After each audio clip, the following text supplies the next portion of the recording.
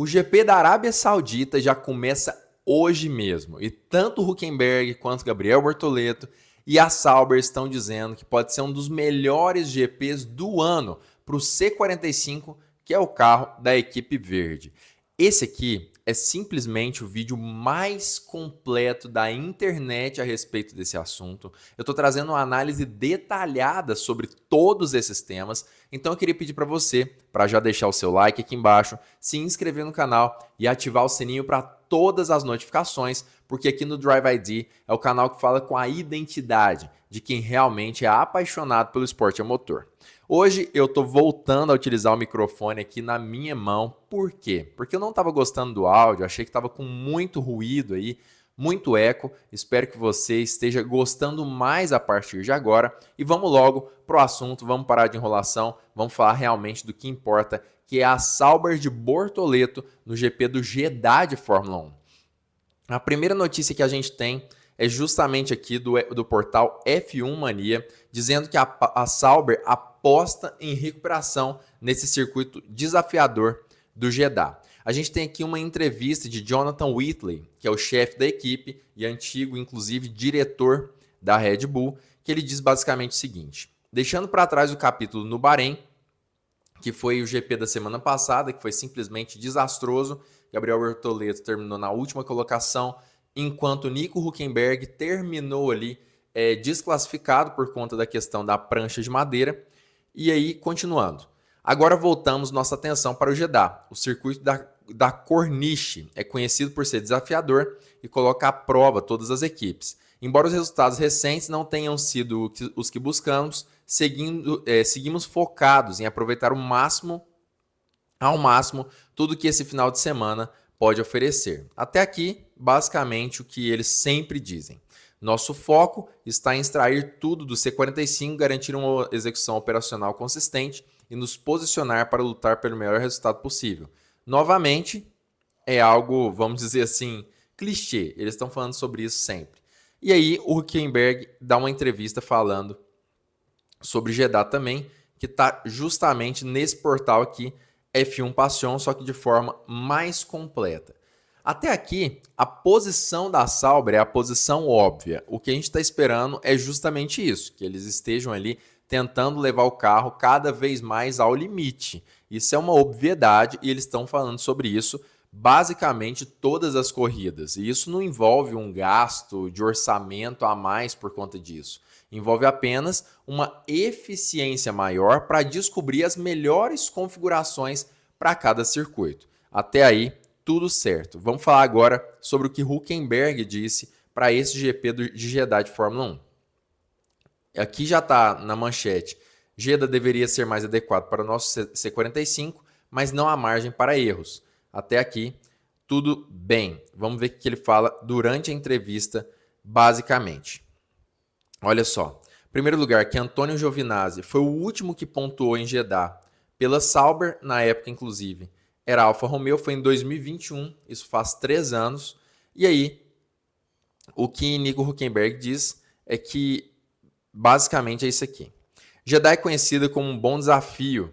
É rápida, estreita e não deixa espaço para erros. A pista deve se adequar melhor ao nosso C45 do que o Bahrein, o que tem sido recentemente. Com certeza, para sermos competitivos aqui, precisamos garantir que tudo esteja certo desde o início. Vamos nos concentrar na configuração e no equilíbrio necessários para sermos rápidos em todas as sessões. Trata-se de manter o foco, nos adaptar às mudanças nas condições da pista devido ao calor e garantir que estamos no lugar certo para aproveitar todas as oportunidades que surgirem em nosso caminho. Interessante. Até aqui tudo bem. E aí depois tem a entrevista também de Gabriel Bortoleto. Então aqui a gente já tem sim um indício que realmente, de certa forma, a gente pode ver a Sauber melhor, pelo menos, do que no GP do Bahrein, por conta das características da pista de Jeddah, que aparentemente são mais consonantes com o carro da Sauber. Mas continua no vídeo, por quê? Porque eu vou explicar tudo sobre isso até o final desse vídeo, trazendo detalhes sobre a pista, vou trazer a previsão do tempo e até mesmo as rajadas de vento que vão chegar ao circuito da Arábia. Então fica até o final do vídeo para você entender exatamente o que eu estou querendo dizer. Nico Hülkenberg falou sobre essa questão do equilíbrio há algum tempo.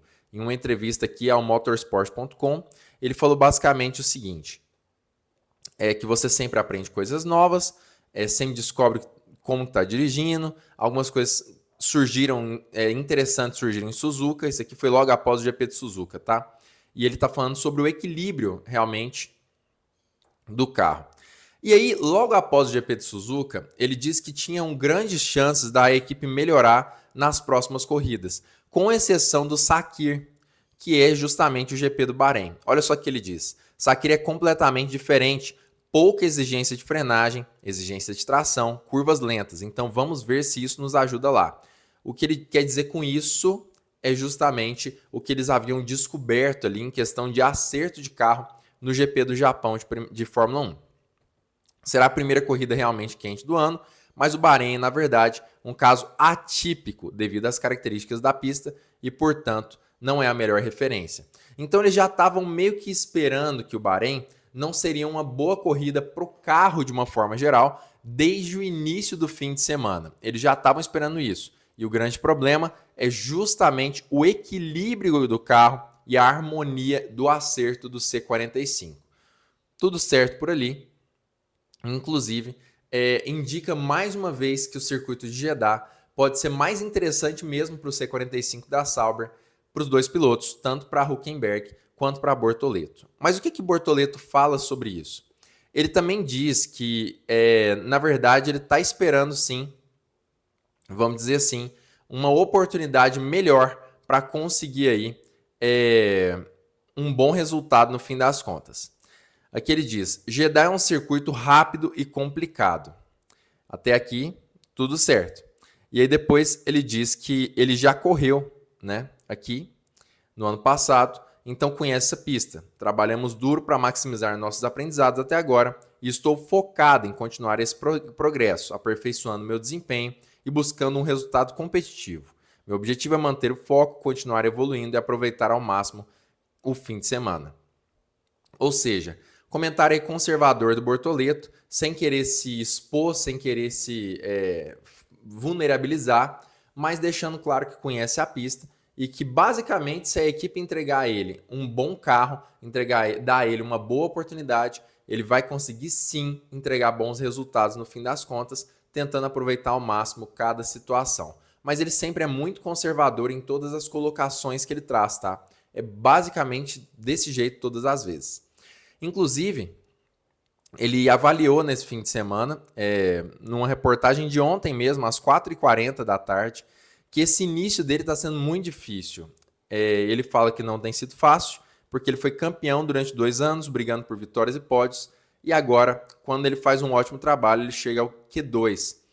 Ele realmente está decepcionado com isso tudo, por conta da equipe propriamente dita, e aí ele se comparou justamente com George Russell, falando sobre a época em que ele estava na Williams, na Fórmula 1. Mas isso aqui é um assunto para outro vídeo.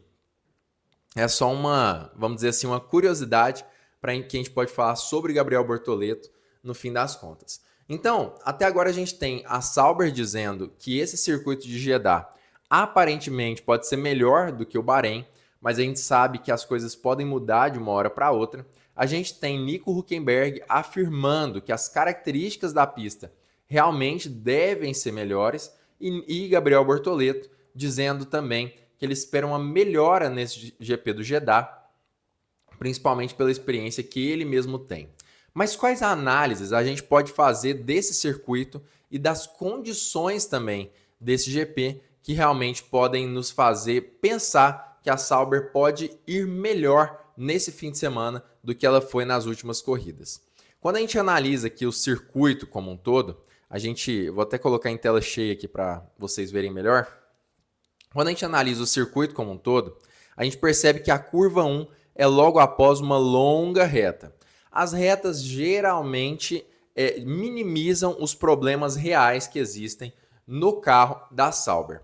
Essa primeira reta aqui é seguida por 2 curvas de baixíssima velocidade, mas são curvas que não acontecem muito nesse circuito de Jeddah. duas curvas de baixíssima velocidade, seguida por uma curva de altíssima velocidade, outra curva de alta velocidade e mais uma sequência basicamente de S's de alta velocidade. Uma outra curva de raio longo, também muito rápida, 14, 15, 16, 17 e 18, curvas subsequentes muito rápidas. Essas curvas aqui, 19, 20 e 21, são basicamente uma reta, tá? Não é exatamente uma reta, são curvas mesmo de raios extremamente longos, mas o piloto nem mesmo tira o pé do acelerador. 22, 23, 24 são curvas muito rápidas e depois a curva 25, 26, a gente tem outra curva de raio longuíssimo, mas que o piloto nem mesmo tira o pé do acelerador, seguida pela curva 27, que é mais uma curva de baixa velocidade, mas que os pilotos, como eu já disse, são muito raras nesse circuito da Arábia Saudita. Então, de curva de baixa, a gente tem a 27 e a curva 1 e 2. O resto das curvas são de altíssima velocidade. E o que isso quer dizer para o carro da Sauber? Você lembra que o pessoal, ou na verdade o Nico Hülkenberg disse que a pista do Bahrein poderia ser problemática porque tinha muitas curvas de baixa velocidade, era um circuito que demandava muita tração e frenagens fortes? Pois é, como vocês puderam ver nesse circuito aqui do Sakir, nesse circuito de Jeddah, melhor dizendo, a gente percebe que as curvas são de altíssima velocidade, o que provavelmente vai demandar muito menos tração do que no GP do Bahrein e, além disso, muito menos poder de frenagem propriamente dito. Olha só isso aqui. Curva 1 e 2 é seguida de uma reta, beleza, precisa frear bastante, e também na curva 27. E em outras curvas não precisa frear tanto, não precisa de frenagens tão fortes quanto no GP do Bahrein. E além disso, é uma pista de alta velocidade, o que pode significar sim que a Sauber consiga diminuir esses problemas que ela tem nesse circuito, que realmente pode ornar melhor com o seu carro.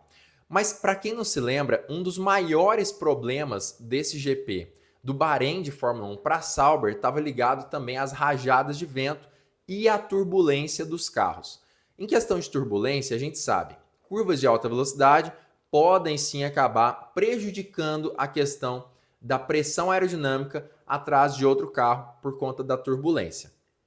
Entretanto, nesse GP de Jeddah de Fórmula 1, como a gente tem longas retas, essa turbulência, na verdade, esse vácuo pode ser benefício, tá? Pode ser interessante para os pilotos. Da curva 18 até a curva 21, o vácuo é interessante. Da curva 24 até a curva 27 também é interessante. E na reta também. Essa parte mais sinuosa do circuito, essa parte de baixa, o vácuo não vai prejudicar tanto, porque é muito de baixa. Então, o que mais demanda ali é justamente a parte de chassi e suspensão. Isso na curva 1, 2 e 3. Nas curvas de 4 até a curva 12, realmente, a pressão aerodinâmica é muito importante. E aqui nesse lugar específico, da 4 até a 12, a gente pode ter problemas sim de pressão aerodinâmica por conta de turbulência. Na curva 13 até a curva 18 também. Mas a partir daqui, apenas na curva 23, 22, 23 e 24, a gente pode voltar a ver problemas de turbulência. Mas geralmente no circuito de Jeddah, os pilotos tentam, por exemplo, nas qualificações, entrarem atrás de algum carro, pelo menos com uma distância confortável ali, no início da corrida, no início da volta, para que no final da volta eles estejam mais próximos e consigam pegar esse vácuo e conseguir, claro, fazer uma volta mais rápida. Então, a turbulência pode não ser um problema tão grande quanto foi no GP do Bahrein de Fórmula 1 para Gabriel Bortoleto. Quando a gente fala sobre as rajadas de vento, obviamente, o GP de Jeddah dificilmente vai ter chuva. Aqui estão os horários, mais ou menos, do GP. Tá? É 10h30 da manhã aqui do Brasil, o que corresponde a 4h30 da tarde lá na Arábia Saudita. Então, quando a gente vai ver aqui as condições climáticas, isso aqui está condições climáticas de hoje, que é sexta-feira. Esse vídeo deve estar sendo postado aí depois do TL1. Então, no TL1, a gente teve mais ou menos essas condições de pista. um vento de 17,6 km por hora, que é um vento relativamente forte, tá bom? Um vento relativamente forte. E aí depois, às 16 horas, a gente vai ter, na verdade, o TL2 com vento mais fraco, 14 km por hora. Então o vento já não está tão forte quanto no Bahrein. Claro, são rajadas, não são fracas, tá? Mas no TL1 ela é um pouquinho mais forte, mas ainda mais fraca que no Bahrein, que estava em torno de 20, 30 km por hora de vento. Quando a gente vai aqui para o sábado, vamos ver o que fala. Sábado são os mesmos horários, tá? 10 horas da manhã, 10h30 e às 2 horas da tarde, como hoje também. Então, às 10h30, que é correspondente às 4 horas da tarde lá em Jeddah, a gente tem vento de 17,3, muito parecido com os ventos de hoje, sexta-feira. E às 16 horas, a gente tem vento de 11,5 km por hora. Ou seja, ventos mais fracos. Já é mais interessante também para o carro da Sauber.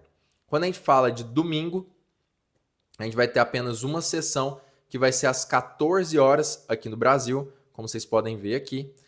Então, 14 horas aqui no Brasil corresponde a 16 horas lá no GP de Jeddah. E aí, começa com 14,8 km por hora, uma velocidade relativamente baixa, e a corrida deve terminar com 11,9. Então, sempre vai estar ventando, sim, lá em Jeddah, mas não são ventos tão fortes que podem comprometer tanto assim o carro da Sauber. E principalmente ventos que vêm pela frente do carro parecem ser mais prejudiciais do que ventos que vêm pela traseira. A gente não sabe exatamente qual que é a direção do vento, claro que a gente tem aqui, mas eu não sei qual que é a direção quando a gente pensa no circuito propriamente dito de Jeddah. Não sei qual que é a direção da reta e enfim, mas a gente sabe que se for vento, por exemplo, que vem da traseira do carro, aparentemente eles podem ser menos prejudiciais se vier pela frente do carro. Isso a gente vai precisar analisar durante o fim de semana todo.